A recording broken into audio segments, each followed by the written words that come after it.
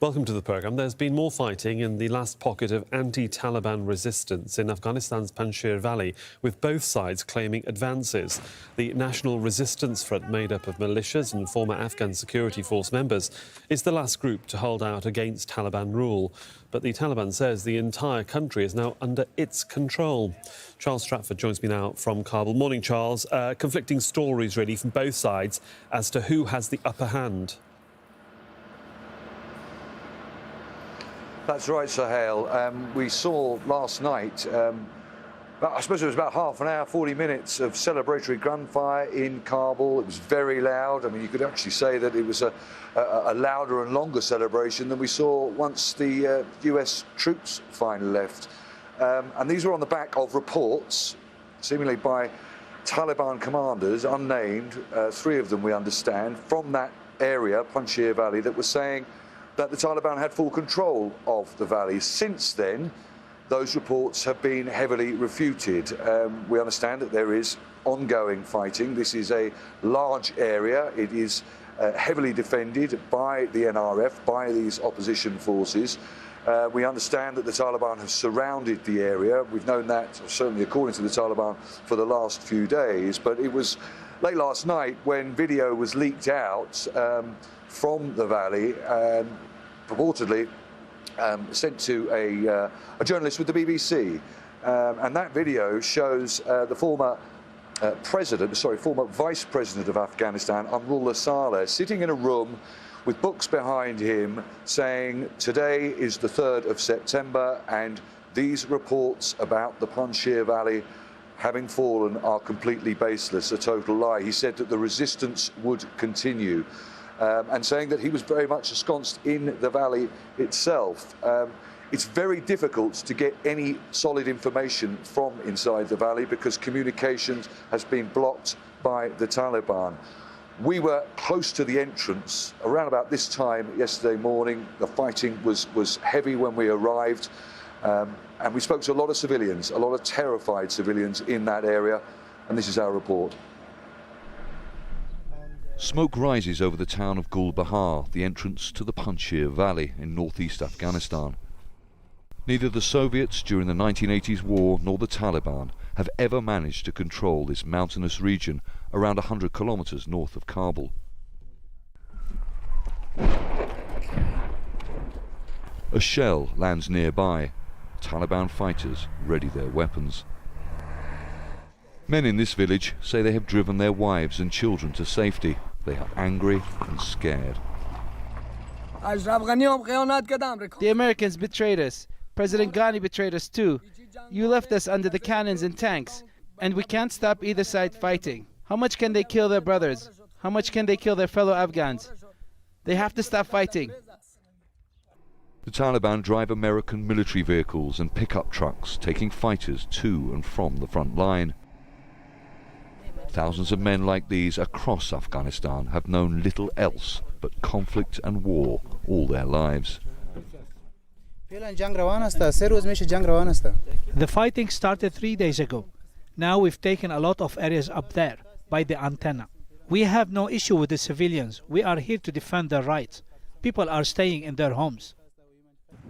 The National Resistance Front of Afghanistan, or NRF, is believed to be several thousand strong and made up of mainly ethnic Tajik fighters and former Afghan army soldiers. The group is led by this man, Ahmad Massoud. He's British military academy trained and the son of Ahmad Shah Massoud, who fought against the Soviets and the Taliban and was assassinated by Al-Qaeda 2 days before the 9/11 attacks in 2001. Ahmad Massoud is demanding the Taliban form an inclusive government which guarantees the rights of all Afghanistan's ethnic minorities, including ethnic Tajiks, who make up around a quarter of the country's population. The fighting started after 2 weeks of negotiations with the Taliban collapsed. We have a lot of equipment with ourselves. We will defend from our valley, from our territory until we have one drop of blood in our body. So we will resist until we martyr in here. Taliban fighters edge up a slope along tracks they say are heavily mined. As we were getting ready to go live, another shell landed close by. The Taliban has blocked phone networks in the valley. There are growing fears about the estimated 150,000 people living inside and many in Taliban-controlled areas around Gulbahar. The big concern is that Massoud's forces are coming round on the mountain ridges and trying to surround this area in order to isolate Gulbahar. We left in Gulbahar, but now we are leaving. Today I came from Kabul to collect our belongings. I already took my family out. The fighting is ongoing. There are shells hitting people's homes. Both sides are shelling. Afghan families flee for their lives in one of the last pockets of resistance to Taliban rule. So there are also reports last night from Taliban commanders that a town called Biryan, which is just north of the Panjshir Valley, basically on the border of the next northern state, had been taken by the Taliban.